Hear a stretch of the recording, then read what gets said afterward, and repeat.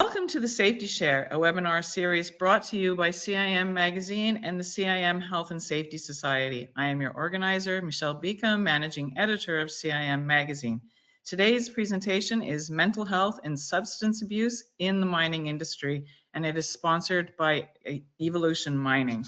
Just a little housekeeping before we get started. If you joined by with computer audio, please make sure you've selected the computer audio button. If you joined by phone, please make sure you've selected the phone button.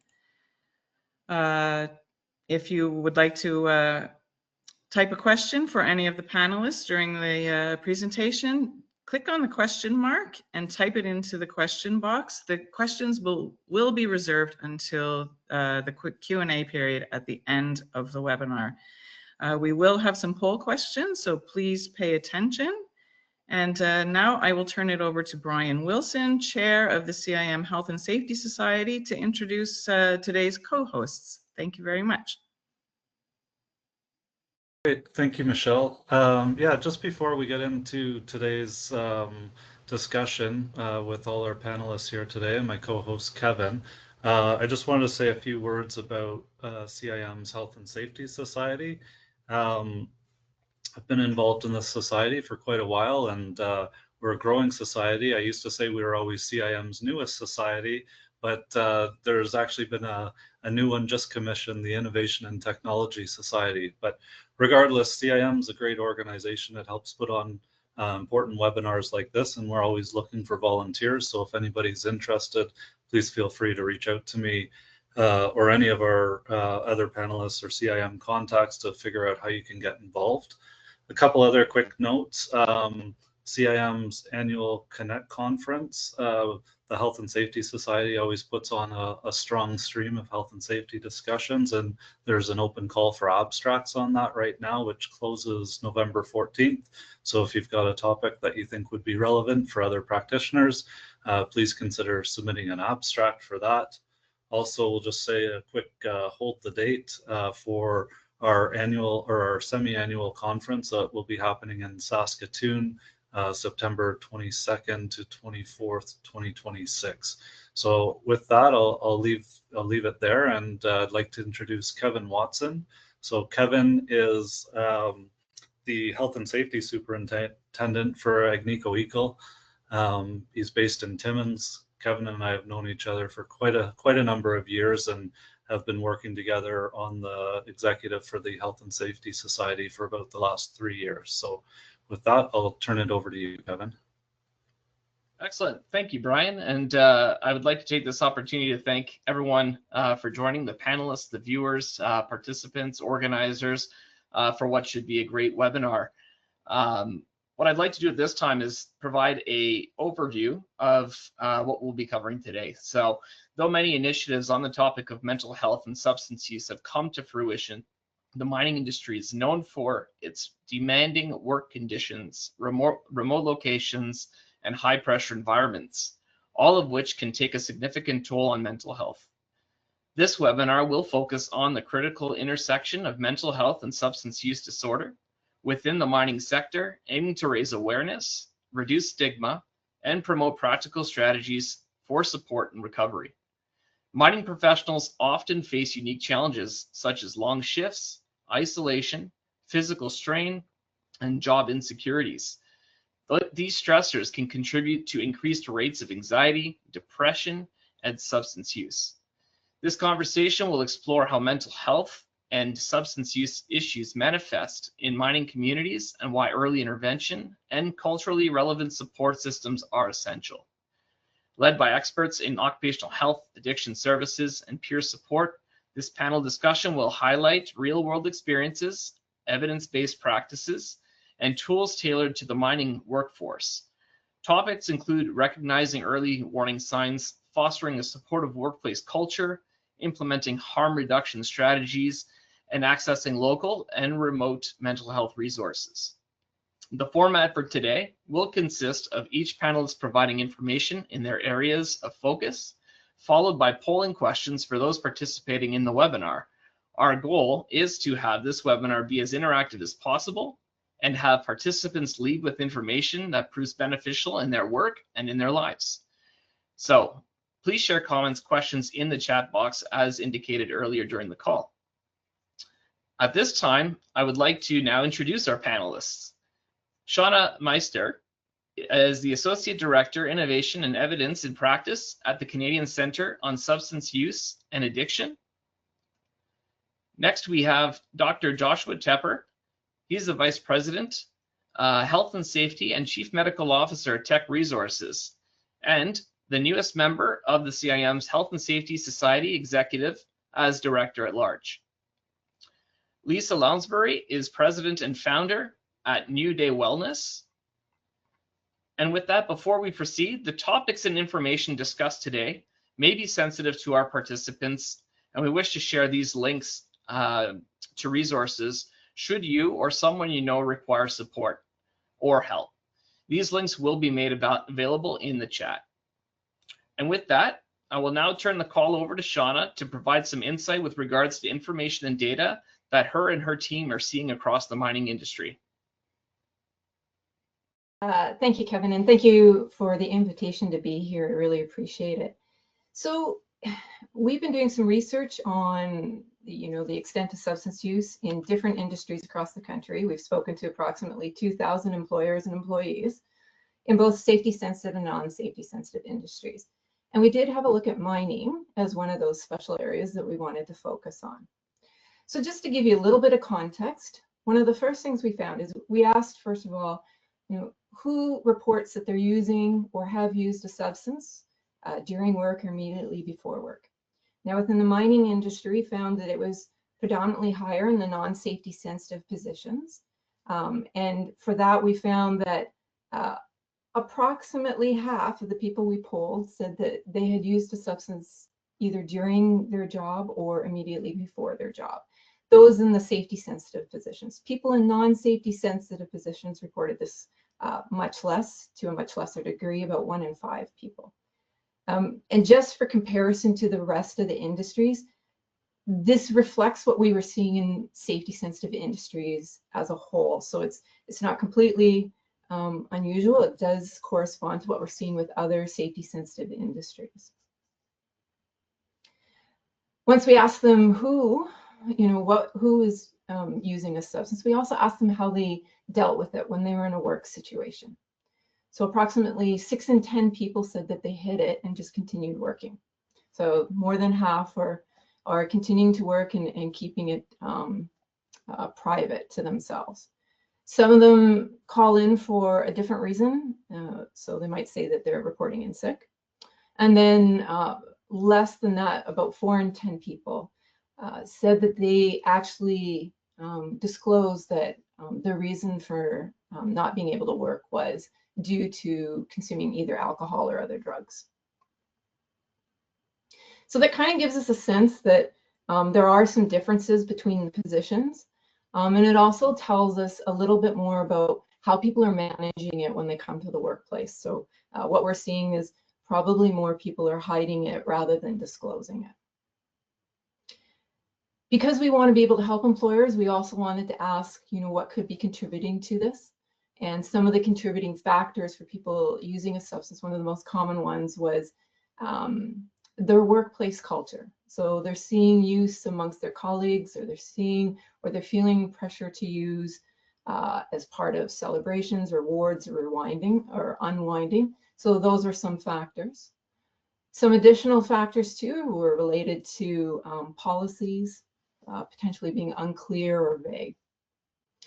We asked them also what they thought. So we asked everyone to the extent that they thought substance use might be an issue in their industry. And we asked about specific substances. And alcohol and cannabis were considered the most commonly used or commonly perceived issue in the mining industry, followed by illegal substances and medication use. So amongst alcohol and cannabis, this is about 40% of people said that each of these was a concern.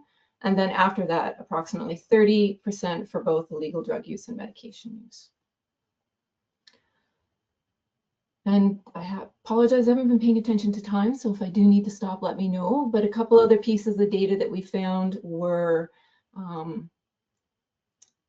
We did hear, though, about 7 in 10 mining participants felt that they could safely and confidentially tell their managers if they were experiencing alcohol or drug use issues. So that's good to hear that there's a little bit more confidence in that area. And about 8 in 10 mining participants, they told us they felt comfortable if a fellow co-worker returned to work doing the same types of duties as they had done before if they had left for a substance use reason. So again, sounds like a bit of a support network going on in these industries and helpful to being able to manage substance use in these areas. One of the things that we did hear frequently, though, is people were worried about being known as a snitch. So if a coworker witnessed another coworker or was aware of another coworker potentially using a substance, they were reluctant to come forward and say something, either to supervisors or to alert safety. And a couple of their reasons included not trusting what the process would be, being worried about themselves being labeled as a snitch, or also just that they didn't want to get their coworker in trouble. So maybe. Right. Yeah, thanks for that, Shauna. There's certainly a lot there to take away, and it would be great to get a little bit of feedback from those participating in the chat as well with regards to the information that you're sharing with us. But meanwhile, perhaps we'll turn it over to Lisa, and she can share some information in the space that she's working in. Sure, those are great statistics to hear, Shauna. Not surprised, unfortunately. As a wellness coach, I speak on within the scope of my practice, and I'm more in a resilience and a proactive space. And what I've seen in the years of doing mental health training for those folks in the mining industry, it's clear that recovery is hard. Recovery is hard to find resources for. And so I'm trying to take a step back, re-engineer slightly, if you want to use those terms, back to what's causing the substance use in the first place. And if we can start harnessing that inner self-assessment and noticing if you're seeing yourself declining mentally or physically, spiritually, emotionally, if you can somehow trust the process, trust that I need to check in with myself. I'm the one that has the most control over all of this. So if I can harness my own health and well-being on a day-to-day basis and notice when things are changing, I'm going to have a fighting chance. And I think once we get into the throes of substance use, it's really, really difficult to get out of that. It's possible, there's hope and there's lots of amazing resources, but if we can somehow take control early on and find out what's driving the need to take a substance, we might be able to prevent some folks from stepping into the throes of the overall substance use. So for example, I am pretty much alcohol free. I drink the occasional glass of wine, but I'm drinking less and less and less as I get older. I'm finding I just don't have the urge or the capacity. I don't feel good anymore. I get lots of headaches after a glass of wine. But in public, it's really difficult to not be a drinker. It's really hard not to consume a substance because the social expectation is there, and they're like, well, why don't you want a glass of wine, or why aren't you drinking? And so it creates this strange feeling like I'm the only one in the room not doing this. So it makes it hard to feel like you're part of the group, per se. So if I ask for a glass of water in a restaurant, it comes in a plastic glass of water. Like it's so clear that I'm just drinking a glass of water that the folks around me are noticing, as opposed to making something as simple as a glass of water look like it's sparkly in a nice glass. These are just little really simple tricks. So for example, I drink water in, it's a wine glass. And the simple act of just doing something like that really changes the perception for myself and changes the perception around other people. It was a social experiment I've been trying for a couple of years now, and it really helps. So as we're thinking of our mental health moving forward, I really want to encourage folks to really tap into their own resilience and their own self-care to determine, do I need to seek help? Should I start to ask people for help? Should I start speaking to people that I trust? And we really want to work on preventing these layers of requiring a substance until it gets too difficult. And in the mining industry, there's lots of statistics out there showing that suicide rates are high in mining. And so if we can take a step back again and find out what's driving this behavior, not all of it can be fixed, or prevented, but we can certainly trust that there is hope, and the hope comes from our own self-care and our own self-resilience. And it's been my message since I've been in this business. And when I reach out to folks who I'm training in mental health first aid, the substance use is one of the top topics that we end up talking about, because it's such a difficult subject to deal with, and it's a hard thing to manage. And the folks that working in the mining industry are exposed to it every day in the workplace, like Shauna mentioned. So we all understand it's happening. I want to encourage people to really, really take control of themselves so we can have just a better outlook in the mining industry and have less risks, be better prepared, be more fit for work, and notice when we feel the need to take a substance at the end of the day, or take a substance just to get through the day.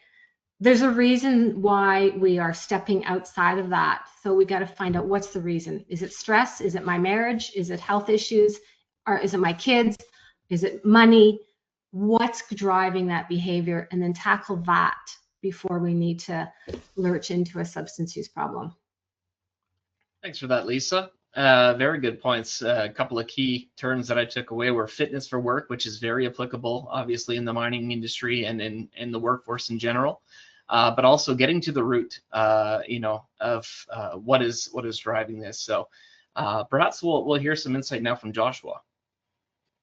Great, thank you very, very much, and thanks for having me on the panel today. It's so nice to be here. And again, just I think Shauna's opening statistics and facts just incredibly grounding, and a good reminder of the environment we're working in, and the help that's needed for the people around us each day.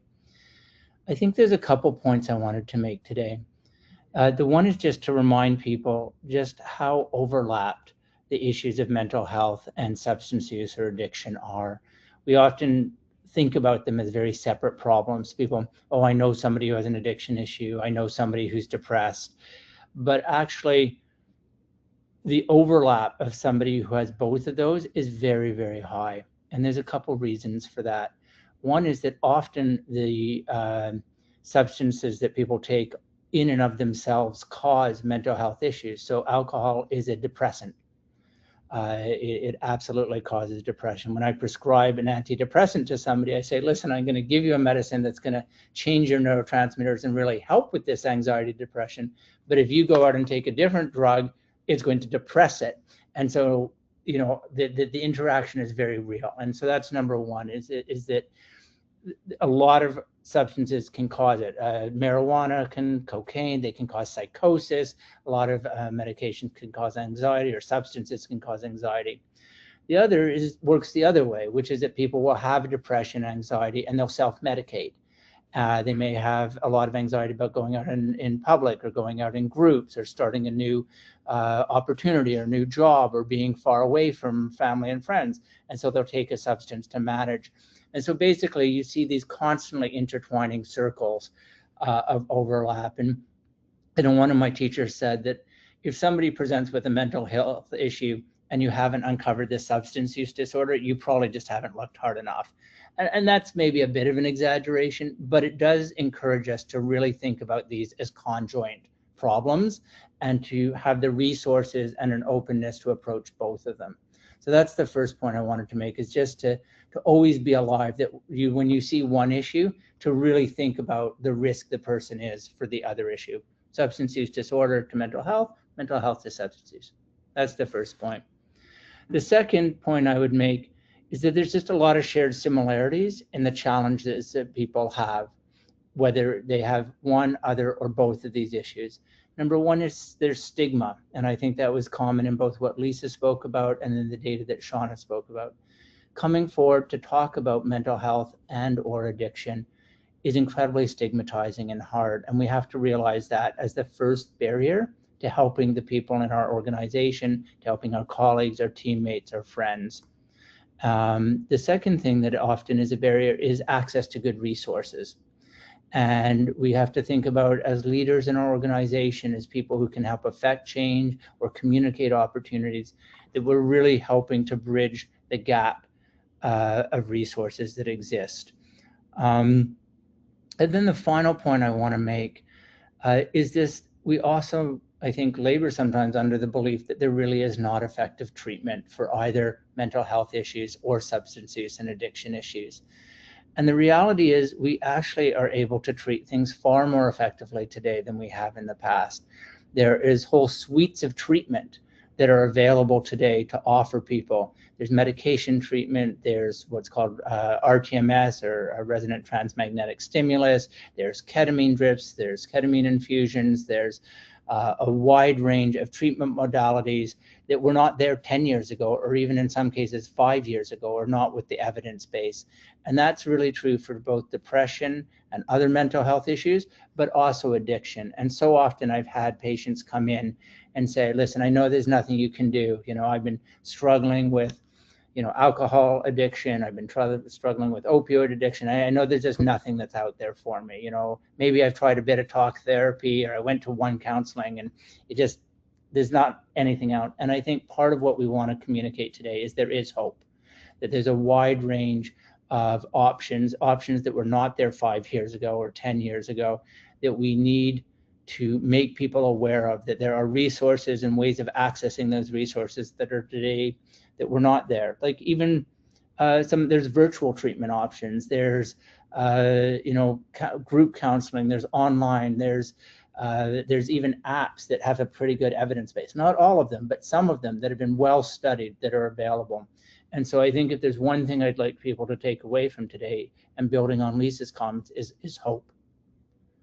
Is hope and opportunity, that there's things out there that were not there before that can help people, whether it's mental health or addiction or both. And I'll just leave it there.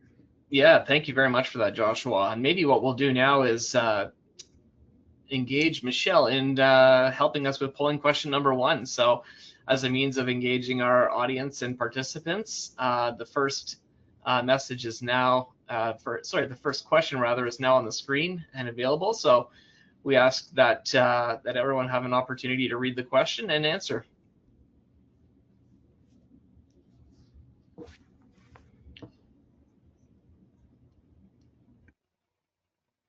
And so far, I think it comes as no surprise as a result of the question and the answers here.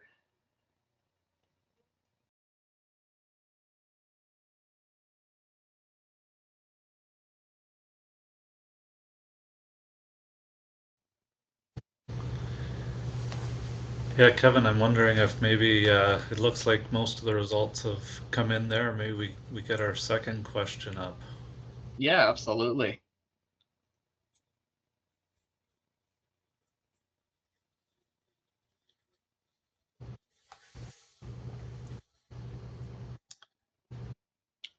So the second question, what do you think is driving this in the mining industry?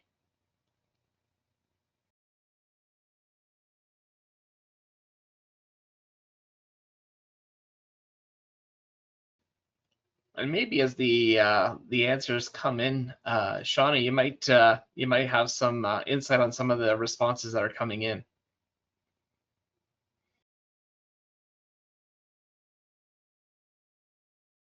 Sure. I mean, so when we did the study, our goal wasn't just to understand what was happening, but also to ask people what was causing it and what were some ideas and solutions to it. So maybe I'll touch on a few of these. One of the things we heard often was workplace culture. This came up frequently. For many people, one of the areas of workplace culture was just that there was a general nature to use substances, either with their colleagues or it was something that came from their leadership.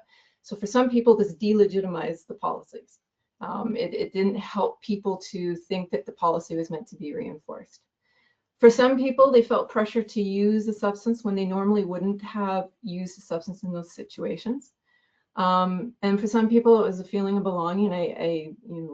Lisa mentioned that as well. In terms of remote work, that did come up often.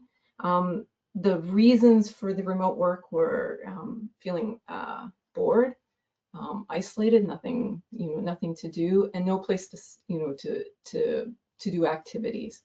And sorry, I should go back to workplace culture and just say what some of the solutions were for some of that. Some of the recommendations were, one of the biggest things is changing norms. And I think both Lisa and Joshua commented on this, is that if we can demonstrate reinforcing the behaviors we want to see, so offering non-alcoholic substances, being okay, especially from leadership, being okay with modeling, seeking help, recommending it's okay to ask for help. We did see a culture of toughness also within the industry of not seeking help if you were male. It's more predominated with male. In terms of the isolation, some of the solutions we heard were find ways to make people connect. Some of them used weekly, online opportunities to get together with colleagues in a social way. They found other activities to do in their neighborhood. Some of them were just regular check-ins. We heard from bosses who did cite, even if it was virtual, just to check in with people. Just looking at some of the other comments here. Shift work, that's a really common one. And in some industries, are going to be able to manage the shift work piece.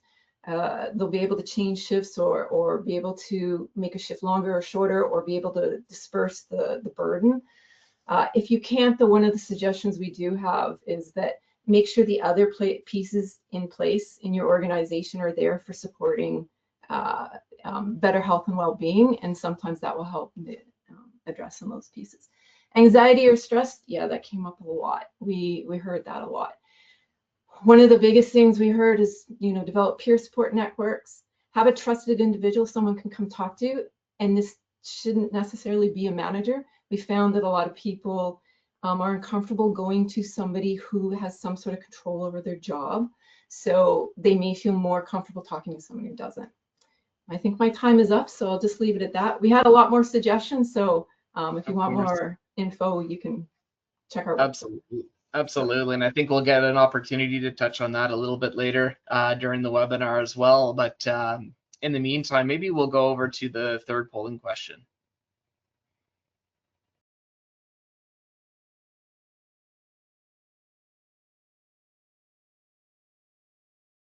So do you know what resources are available to help?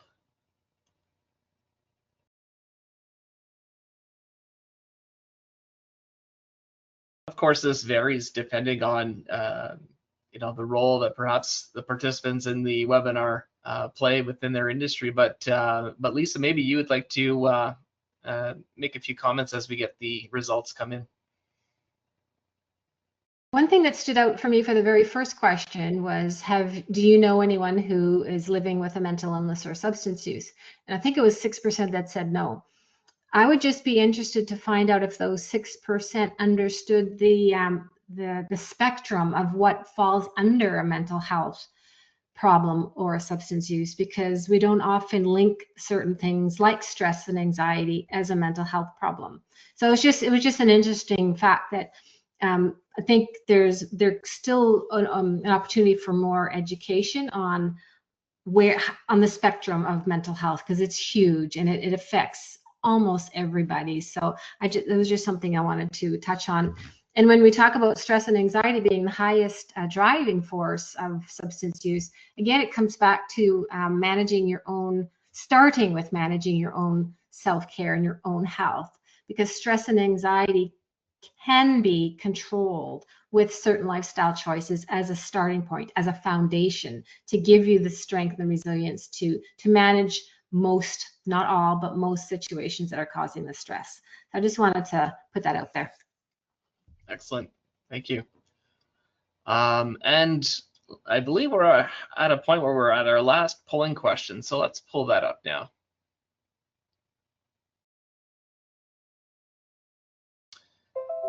Do you think these resources are adequate? Those of you who do know of resources, do you think these resources are adequate? And perhaps as the information comes in, Joshua, being in industry, maybe you've got some insight with regards to this. You did mention it during your discussion earlier. Perhaps there are some resources that you can speak to as well. I think about resources in sort of three. It's almost a 2x3. So first, I would think about by resource. So most of us are going to get resources at our most local level, whether that's in our workplace or where we live, whether that's your local healthcare system, your employer, your local religious group that you're affiliated with, other community groups. So the local is the first area. The next is you can really think about what are provincial resources or regional resources. Those tend to be more virtual. And then, as we've talked a little bit about at the opening of this, sometimes there are national resources as well. Like there's national suicide hotlines. There are, online, as I referenced, apps. So really national, international, global resources. So I think that's sort of one way of thinking about resources. The next is what I would think about is sort of medical or resources that you have to access through the healthcare system. That might be psychiatric care or social work or counseling or psychotherapy or medical management or prescription medications, etc. And then there are those that are sort of outside. Those may be social groups and networks. They may be some of the wellness programs that Lisa talks about and the well-being programs that Lisa talks about, and things that are available, again, at either of those levels, but outside of the more defined healthcare system. And I think the challenge sometimes is that it can feel overwhelming, especially if we're not well, to know where to start and how to start. And you start to Google around or you talk to people. And remember, if you're starting from a place of depression where getting up and doing things is hard, where your sleep is disrupted, where your diet is disrupted, where you have what's called avolitionalism, or just no sense of drive is there, or you have a lot of anxiety, or you're having a lot of time under the influence of a substance you're taking, just accessing and sorting through the plethora, the morass of resources out there can be really challenging for people. And so sometimes the first thing you need is to find somebody to help you navigate it, because you're not at your best at that point.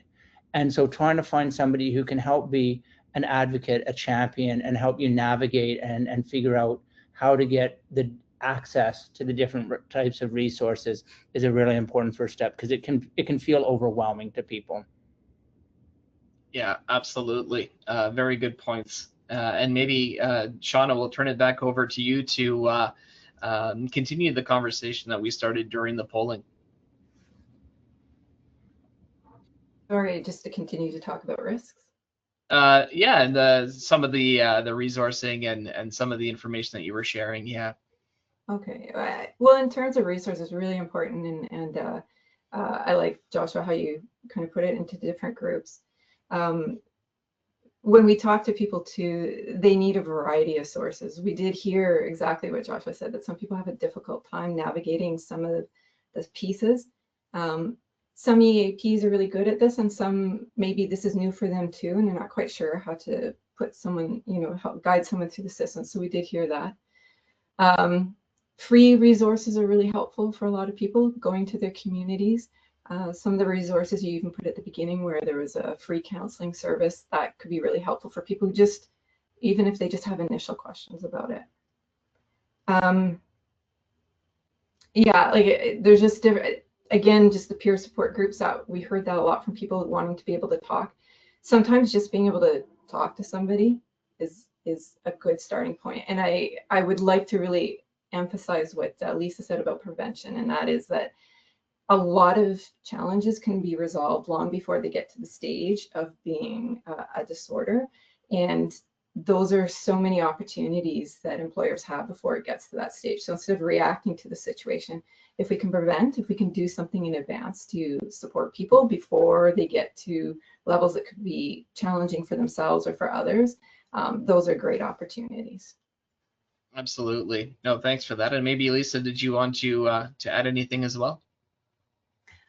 Well, what popped into my head was when I deliver workshops or training on resilience or mental health, what's happened is the person who's coordinating this feels like it's a good team building opportunity. So once the nice self-care and mental health training program's over, this has happened, we all go out for dinner. We go to a bar for team building, and I get invited to these events, and it just perpetuates the cycle of not taking care of our health and going out for dinner and eating all of this garbage and drinking all this alcohol as part of the team building, when it's what's happened over centuries and or decades, and it's normal behavior, it's common behavior. But I really want to encourage folks who are in charge of coordinating team building activities or anything related to the well-being of the workers to look outside the norms of not, let's just go to a bar and have chicken wings and beer. That could be fun, but you're not showing as a leader that you're living by example. So there's other things you can do that are outside of the norm, and you might get some kickback from some because they're not used to this, but doing something different outside of a substance use related environment where we're eating crappy food and drinking things that aren't the healthiest. Go bowling, go for a walk, and I don't know, there's lots of things that you can do in your community that doesn't have to be what we are used to doing. Excellent. I may not be popular for saying that, but and I think there may also be like, and just to build off Lisa's point, like sometimes a middle ground, right? Like maybe you're not going to be able to completely get away from going out for dinner or whatever, but it's how do you create balance? So one of the things we've done now at Tech is when we're holding, events or corporate events, we're not saying we're not going to serve alcohol, but we're also very forward about making a non-alcoholic cocktail front and center. We have non-alcoholic beer available front and center. We have a variety of foods available too. And again, some of this is not about substance use disorder. Some people will avoid alcohol for religious reasons, or they'll avoid certain food for cultural reasons or religious reasons. And so I think it's part of sort of thinking about it, creating events that are inclusive and diverse and that recognize the varied needs, including mental health and substance use disorder options among our workforce. And so, I'm very supportive of what Lisa says, but we can't always jump straight to, we'll all go bowling. Like some people want to eat and some people want to go out. And so it's just, how do we create a space where it's a balance of options? And so we're very forward. And then as leaders, how do you say, well, actually, I'm going to walk around with one of those non-alcoholic cocktails or a non-alcoholic beer, or how am I going to have a balanced plate? Like, it's funny that maybe just because I'm a doctor, people seem to relentlessly watch what I'm eating, which is a bit nerve-wracking. And they're like, oh my God, you had a donut. I'm like, well, yeah, but I also had, but it's just funny. And so it's just, how do we as leaders, I do like donuts sometimes, but it's sometimes, right? And so it's just, how do we balance and how do we represent as leaders some of the things that we're messaging, right? It is people watch what we do, not just what we say. And again, if a final comment just is, again, that goes right back to stigma too.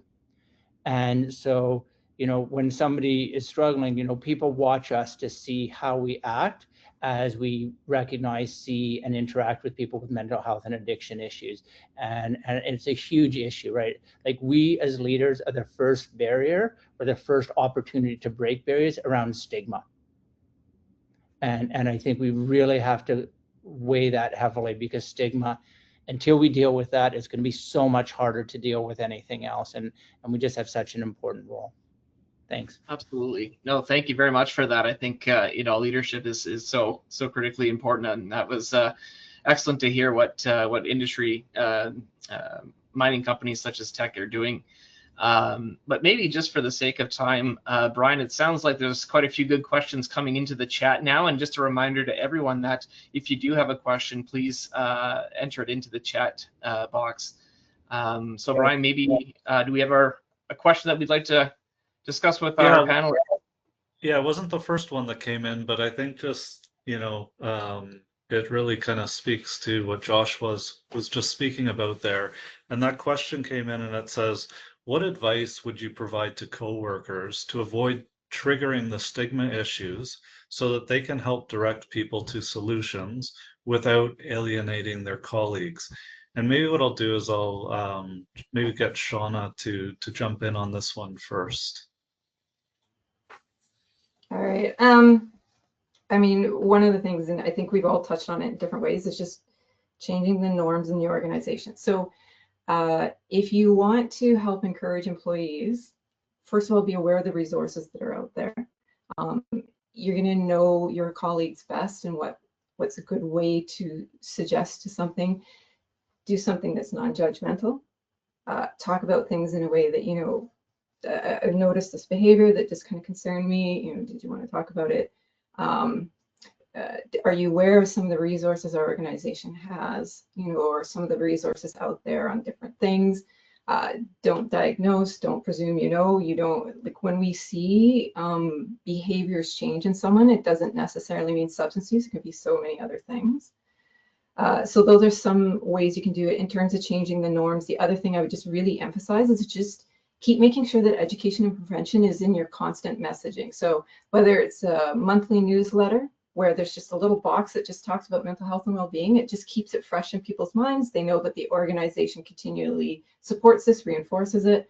Some people do it at their site safety talks once a week. There might be just one little quick tip. So just something that keeps that message going, that it's okay to talk about this. It's okay to seek help.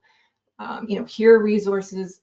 We just talked to so many people who they said, I didn't even know I had a policy. Like, didn't know they had a policy on this. They didn't know about the resources. So just even knowing that something exists is really important. Turn it over to others. Yeah, no, that's great. Thanks, Shauna. Lisa, do you want to add anything to this discussion?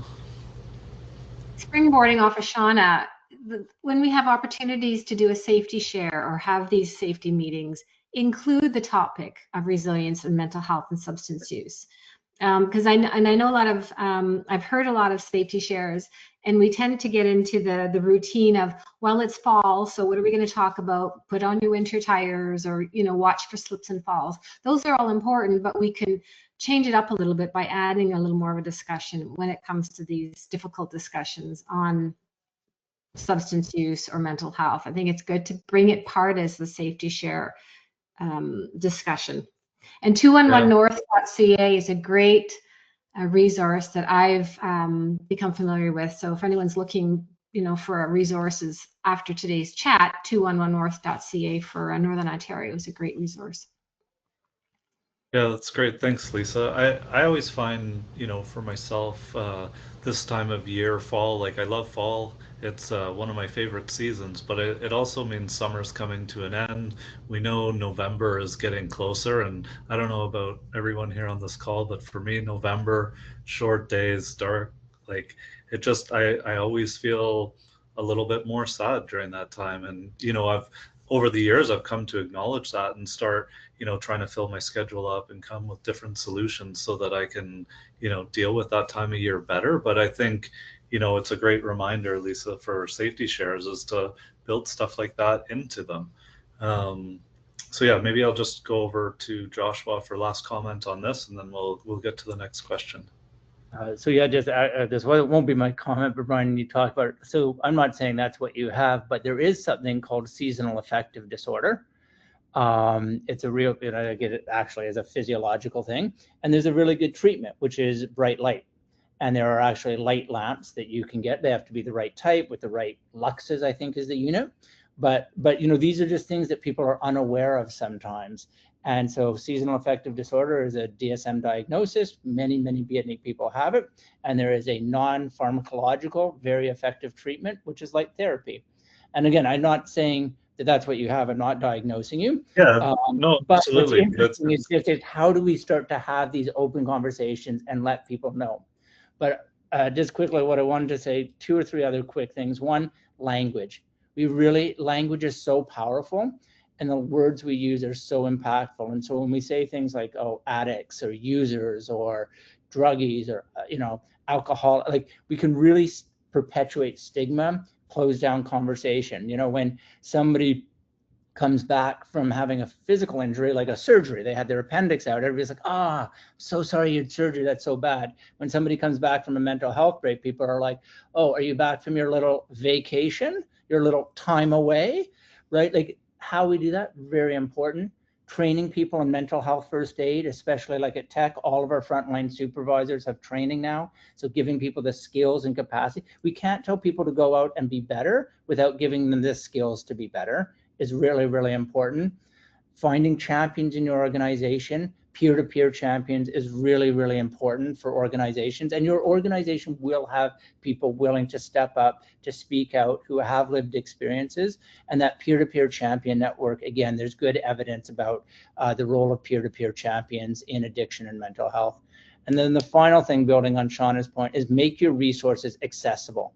Like if it takes 9 clicks for somebody to find your EAP resources, or 8 clicks to find your whatever resources, that's just too much. How do you put a button really right on your intranet? Maybe not your external facing, but there's all our companies have an intranet where you go for your pay stub or your whatever it is. Like how do you have something front and center that says mental health and addiction resources? And this is where you click, and then it's right underneath it. Because often, especially if people are in crisis or people are struggling, they just give up because it's a hard time to be digging and digging and digging. So how does your organization make these things as front and center? 1 click, maybe 2. Yeah, that's great. Thanks, Joshua. Kevin, do you want to maybe grab the next question there? Absolutely. So this question comes in from Christina, and it's perhaps Josh will let you answer this one first. But how is the mining industry examining its own cultural practices, the normalization of heavy drinking, the tough it out mentality, and what systemic changes are being made to create cultures of genuine well-being rather than just managing the fallout? Well, thank you for the easy question. I really feel like the chair of the Health and Safety Committee would have a lot to say about this, Brian. I guess what I would say is, listen, it starts with days like today. It starts with organizations like CIM. It starts with people like yourselves, the 50-odd plus of you who've taken time out of very busy days to come and learn and create a community of practice. It starts with having training for our frontline supervisors, but also our board. So I present to the board, and do I present on traditional safety topics like high potential risks and fatality reduction? Sure. But have I gone to my board and talked about psychological safety? Have I presented wellness and well-being? Have I talked about death by suicide? Have I shared Shauna's statistics with the highest level and the front lines? Absolutely, and in between. So I think it is not going to be one answer, and it's not going to be 1 day or 1 year. It's going to be how do we have very sustained, strategic, systematic approaches that are multifaceted to really affect the type of change we need to see. Because as your question said, this is about culture, and culture changes through sustained, multifaceted effort, not by one person or one tactic. And I think we just have to realize that complexity of it to be able to deal with it meaningfully. Yeah, no, fantastic. Shauna, did you want to jump in as well? Yeah, that prompted me with a lot of thoughts, but I'll try and keep it to a few. You know, the thing about having data is we didn't just do a survey, we did focus groups and interviews. So we like I said, we talked to a lot of people, and that's because it has to tell us what the data isn't. Why is something happening? I make the same recommendation for organizations. Do a needs assessment. And I'll be honest, it's better if it's an outside organization that comes in and does it, because you don't want to have people not revealing something or talking about something that might be a potential challenge in your organization, but they're not bringing it forward because it's your own organization doing it. And we do the same thing in our organization. We have outside organizations, consultants who come in and kind of do an assessment of what's going on in our organization. So what are the risks? You know, what are the behaviors going on? So that can give you a real clear picture of what might be specific to your organization, because what might be a risk for one organization is not necessarily the same as another, or even between locations or different leadership styles. Second thing I would recommend is that ask your employees, like like I said, we talked to a couple thousand people, so we have a lot of suggestions, but we got suggestions we never would have thought of for addressing risks or for seeking help, that it just didn't occur to us. Your employees are probably going to know really well what might be most useful for them or for their environment. The other thing is just tapping on to Joshua's comment about making sure resources accessible. Also make sure they're done in a variety of formats. We also ask people, how do you want to receive information? We heard everything from podcasts to videos. Some people literally do want that detailed policy, step by step, what is going to happen. They want to hear it in, in games or apps. So try and make sure that you're not just presenting resources in one format, multiple formats, multiple ways, multiple times. So we continually reinforce that we support seeking mental health or substance use support. So, as an organization, we're serious about this, and we want to encourage this. So just a few of my thoughts. Wonderful. And Lisa, maybe any final thoughts on your side? Like Sean and Joshua, we've got lots of thoughts. I'm going to keep it down to one comment. To Joshua's point of creating a culture where you're training your frontline supervisors, creating a safe space for your workers is really critical. When I deliver mental health first aid to groups, it feels like it's their first time to be in a safe space where they're able to finally open up. They're finally feeling confident enough to share what they've been thinking for years. So that safe space doesn't happen organically. You have to almost create it first, and then get the folks to come in, and it's a gentle exposure to a safe space. So not everybody goes in there going, oh, I get to talk about my mental health. But if you create the space, you're going to get some starting, and then the others will start to notice, and then they'll start to kind of hop on and start to feel more safe and more confident to speak up. So I think that's really critical, is that safe space, creating it, not just expecting it or hoping it happens. No, that's a very good point as well. Thank you very much for that. Brian, any additional questions at this time? Yeah, there's one more question. We're gonna start our wrap up in about 3 minutes here, but there's a really good question that kind of came in here, and I'm curious to hear what the responses are, because I have a lot of opinions on it, but I think I'm gonna send this one over to you, Joshua, just because it is very specific to the mining workforce. And so, do you have any specific data, and if no data, opinions on how effective random testing at the workplace entry point is as a tool to manage workers being fit for duty? This is a very contentious question and topic in general. What are your thoughts? I think there's a few things. One is, I think there is a role for random drug testing, but it has to be done thoughtfully and carefully. It has to be done in good consultation with your workforce, your HR, and your legal team. I think you have to be very thoughtful to ensure it is truly random and not targeted in some conscious or unconscious way, which is a huge risk. And I think there's lots of evidence of that in different industries, not just mining, where it's been used in punitive ways or in targeted ways, or is truly not random.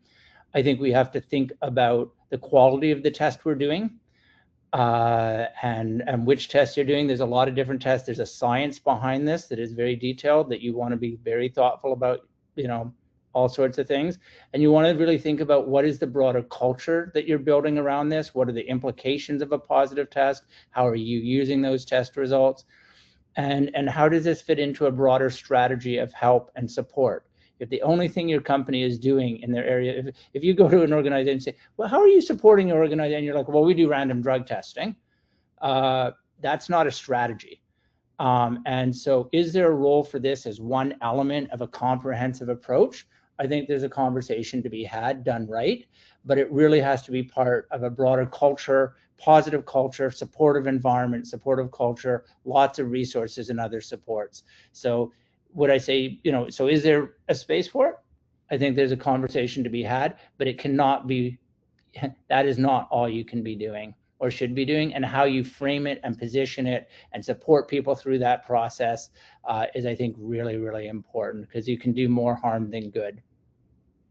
Yeah, that's great. I feel like just that kind of topic and framing that you did towards the end there could be the topic of a future one of these webinars, right? On maybe how to consider an overall strategy for implementing fit for duty in the workplace or whatnot. But anyways, we're just about out of time here, so I just wanted to take a minute to thank you, Joshua, Lisa, Shauna, for participating in this panel today. I think this was a really important topic. We covered a lot of good questions, learned a lot from the three of you.